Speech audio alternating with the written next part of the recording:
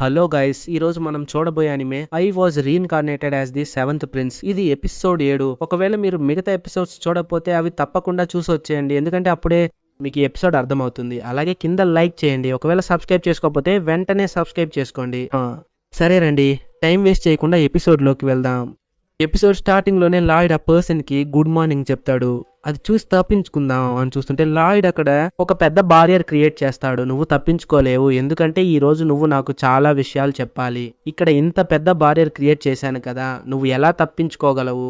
అప్పుడే ఆ అమ్మాయి అంటుంది, నాకు ఇలాంటి పిల్లల మీద వాడటం ఇష్టం లేదు, కానీ తప్పేలా లేదు అని ఒక స్పెల్ యూస్ చేస్తుంది. లాయిడ్ దాన్ని స్మెల్ చూసి ఇది ఏదో సెంటో పర్ఫ్యూమ్ అనుకుని స్మెల్ చూస్తాడు, కానీ ఆ తర్వాతే అర్థమవుతుంది అది పాయిజన్ అని.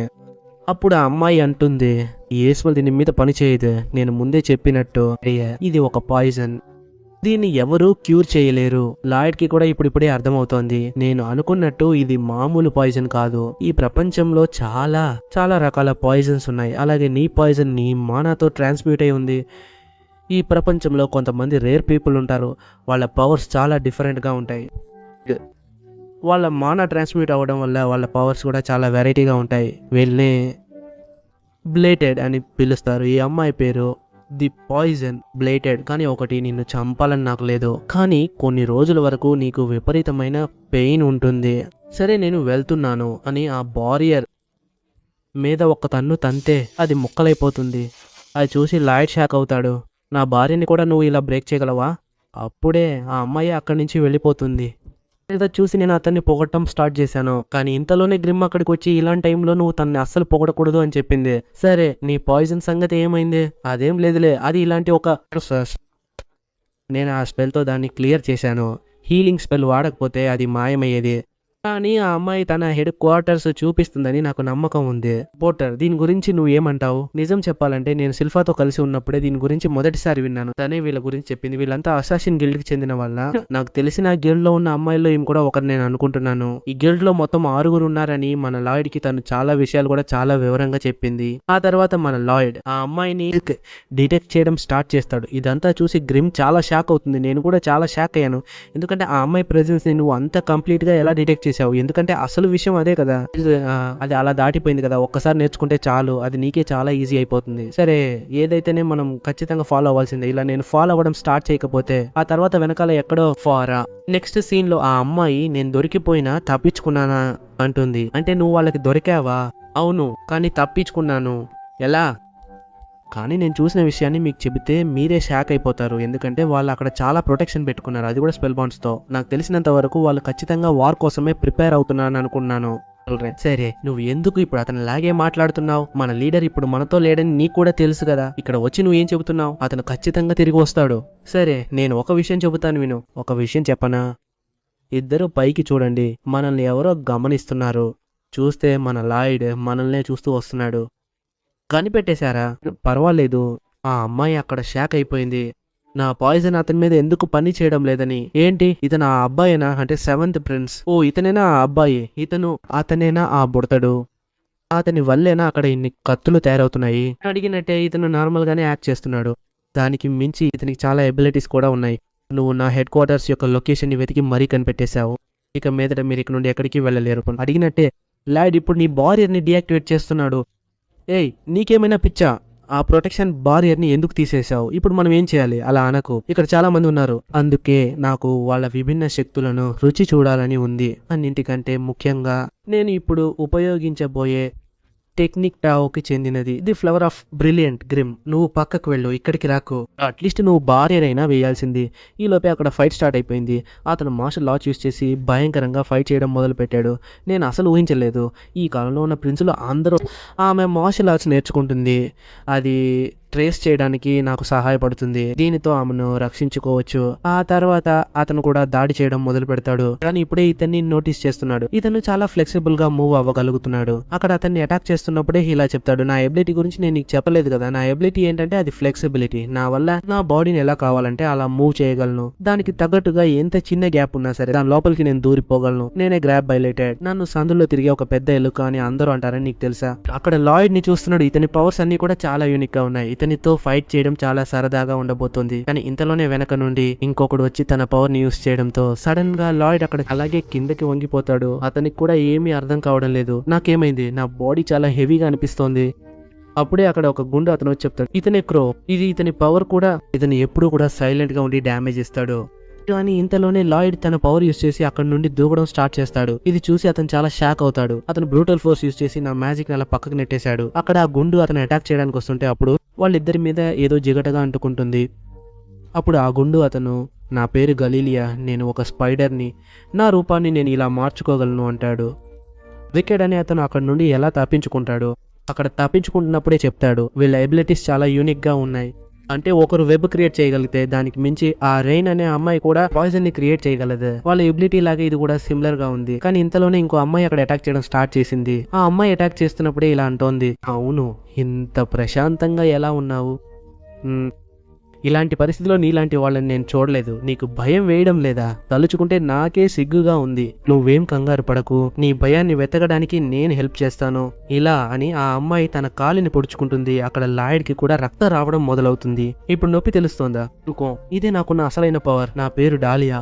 అందరూ నన్ను 100 పెయిన్స్ అని కూడా పిలుస్తారు. నా ముందు ఎవరున్నా సరే వాళ్ళతో నా నొప్పిని షేర్ చేసుకోగలను. ఇది విన్న లాయిడ్ కి ఆ అమ్మాయికి కూడా చాలా సరదాగా అనిపిస్తోంది. ఇలాంటి యూనిక్ ఎబిలిటీని నేను ఇప్పటి వరకు ఎప్పుడూ చూడలేదు. అక్కడ ఆ అమ్మాయి కూడా వాళ్ళతో జాయిన్ అయిపోతుంది. అందరూ తమని తాము ఇంట్రడ్యూస్ చేసుకున్నారు. రెయిన్, నువ్వు నీ పాయిజన్ ని వాడాల్సిన అవసరం అస్సలు లేదు. ఏంటి అబ్బాయి, నీ భయాన్ని కనుక్కున్నావా? నీలోని సిగ్గును కూడా కనుక్కుందామా? కానీ లాయిడ్, నిజానికి నా దగ్గర ఆ రెండు లేవంటాడు. అదెలా అంటే నీ కాల్ని హీల్ చేస్తాడు. ఇది చూసి అక్కడ ఉన్న వాళ్ళందరూ చాలా షాక్ అవుతారు. అతను హీల్ అవ్వడం వల్ల ఆ అమ్మాయి కూడా హీల్ అయిపోతుంది. ఓహో, ఇదా నీకున్న అసలైన పవర్? సరే, నేను కూడా నా టాలెంట్ ఏంటో చూపించాల్సిందే. ఇలా ఒక మ్యాజిక్ వాడగానే నీ దగ్గర ఉన్న ఒక బట్ట ఆయుధంగా మారిపోతుంది. సరే, నా పవర్ ఏంటో చూపించాల్సిన సమయం వచ్చేసింది. రేసింగ్ స్వార్డ్ మేడ్ సెల్ఫా ఇచ్చే ఆ స్టైల్ ని అలాగే కాపీ కొట్టడం మొదలు పెడతాడా?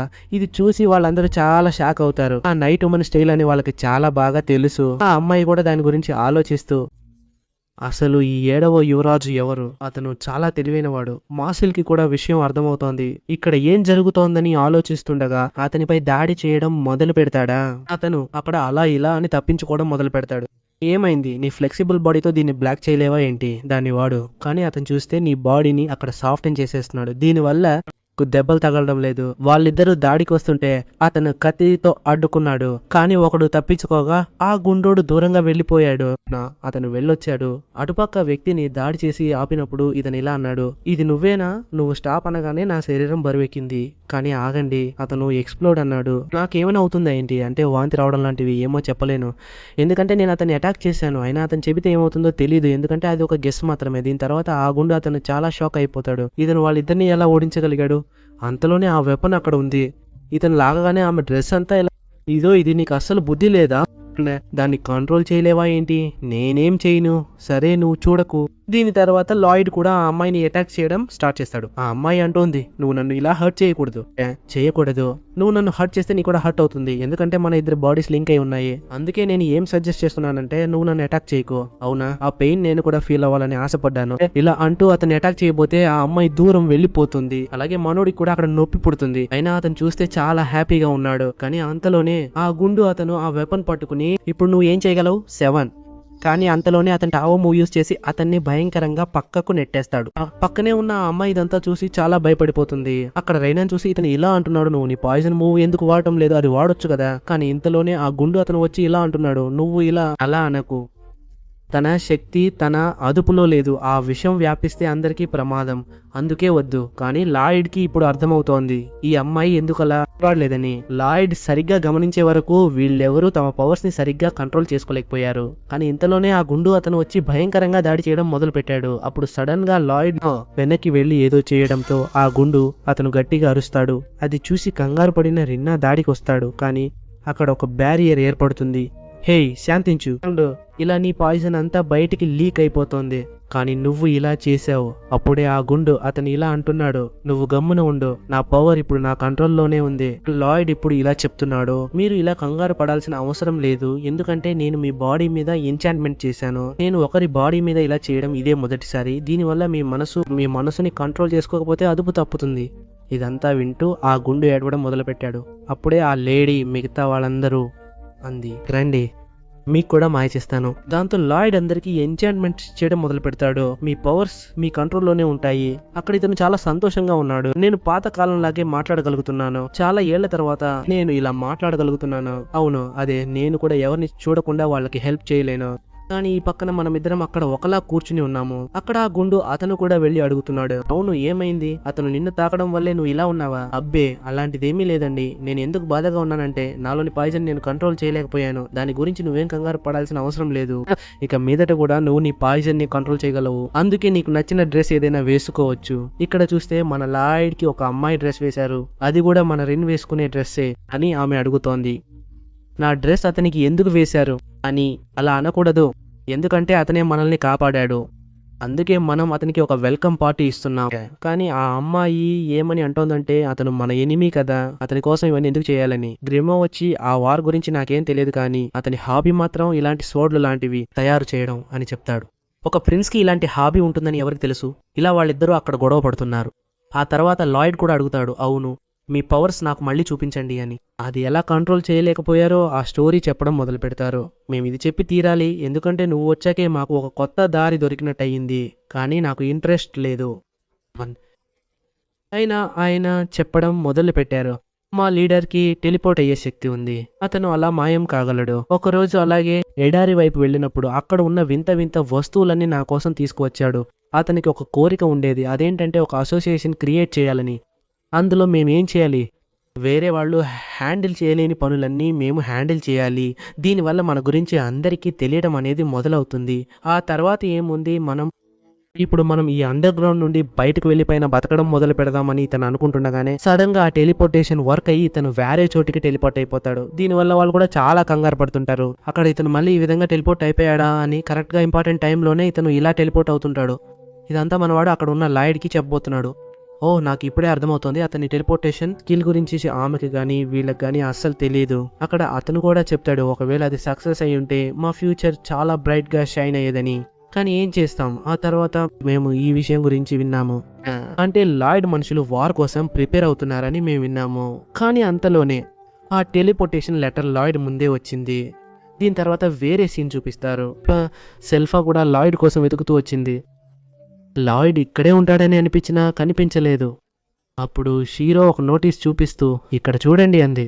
ఆ లెటర్ ను ఆల్బర్ట్ కు చూపించగా అతను షాక్ అవుతాడు. ఎందుకంటే లాయిడ్ వాళ్ళతో కలిసి లాయిడ్స్ డొమైన్ కి వెళ్ళాడు. అది కూడా అసాసినేషన్ గిల్డ్ తో కలిసి. అక్కడ ఆల్బర్ట్ కి ఏమీ అర్థం కావడం లేదు. అసాసినేషన్ గిల్డ్ తోనా లేకపోతే వాళ్ళు మన లాయిడ్ ని కిడ్నాప్ చేశారా లేక హోస్టేజ్ గా వాళ్ళ దగ్గరే పెట్టినారా అని కన్ఫ్యూజన్ లో ఉండగా సెల్ఫా ఒక బటన్ తీసుకొచ్చి అక్కడ పెడుతుంది. ఇది నాకు హెడ్ క్వార్టర్స్ లోనే దొరికింది అని చెప్తుంది. అప్పుడు నా తమ్ముడి పరిస్థితి ఏంటని కోపంగా అడుగుతూ యుద్ధానికి వెళ్దామంటాడు. అంతే కదా, మీ కోరికను నేను తప్పకుండా నెరవేరుస్తాను. దీని తర్వాత మన లాయిడ్ ని వాళ్ళని కూడా చూపిస్తారు. వాళ్ళు కూడా చాలా వేగంగా వేరే ఒక చోటికి వెళ్తున్నారు. ఇంకెక్కడికి? లోటస్ డొమైన్ కే. వాళ్ళు అక్కడ ఏం చేయబోతున్నారో మనం నెక్స్ట్ ఎపిసోడ్ లోనే చూసి తెలుసుకోవాలి. సో మర్చిపోకుండా సబ్స్క్రైబ్ చేసుకోండి, ఎందుకంటే అక్కడ ఒక పెద్ద ఇన్సిడెంట్ జరగబోతోంది. సో దాన్ని మీరు మిస్ అవ్వకూడదు అనుకుంటే తప్పకుండా సబ్స్క్రైబ్ చేసుకోండి. మర్చిపోకుండా కింద లైక్ చేసి ఈ ఎపిసోడ్ ఎలా ఉందో కింద కామెంట్ చేసి చెప్పండి. నేను ఒక ముఖ్యమైన విషయం చెప్పాలని అనుకుంటున్నాను. ప్లేలిస్ట్ సెక్షన్ లో నేను చాలా క్లియర్ గానే మెన్షన్ చేశాను. అంటే ఏవి ఆన్ గోయింగ్, ఏవి ఫినిష్డ్ సిరీస్ అని మీకు ఏమైనా డౌట్ ఉంటే అక్కడ వెళ్ళి చెక్ చేయండి. ఎందుకంటే చాలా మంది నెక్స్ట్ ఎపిసోడ్ డైలీ పెట్టండి అని నన్ను అడుగుతున్నారు.